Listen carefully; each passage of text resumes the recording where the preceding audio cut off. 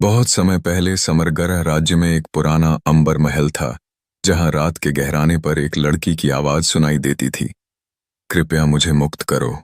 यह रहस्य लोगों के लिए एक पहेली बन गया था, जिसमें कहा जाता था कि किसी राजकुमारी की आत्मा एक प्राचीन दर्पण में कैद है।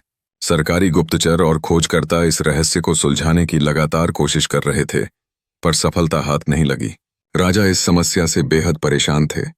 उनका विश्वास था कि उस दर्पण के पीछे एक भयानक कहानी छिपी हुई है।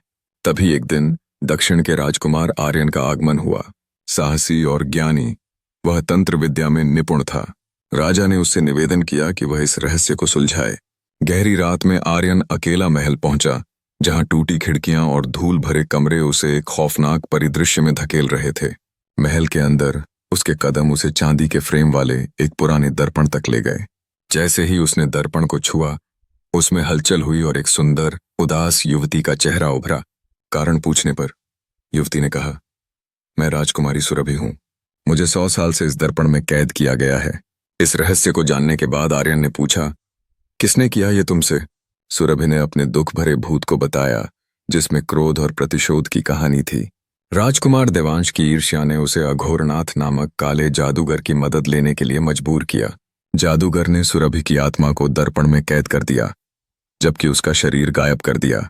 बात करते करते सुरभि ने आर्यन को एक महत्वपूर्ण सूचना दी।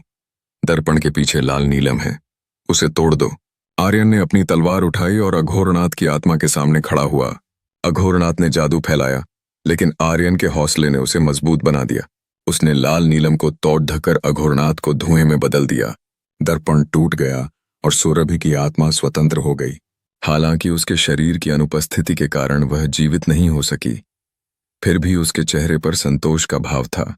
उसने कहा, मैं स्वतंत्र हूं, पर मेरी आखिरी इच्छा है सूर्योदय देखना। आर्यन ने उसे महल की छत पर ले जाकर सूरज की पहली किरण देखते ही सुरभि मुस्कुराई और प्रकाश में विलीन हो गई।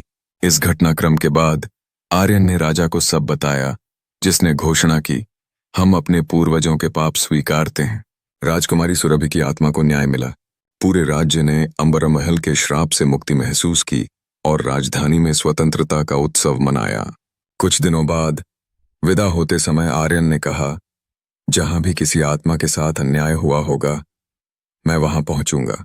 उसकी यह बात एक नई यात्रा की शुरुआत का संकेत दे रही थी।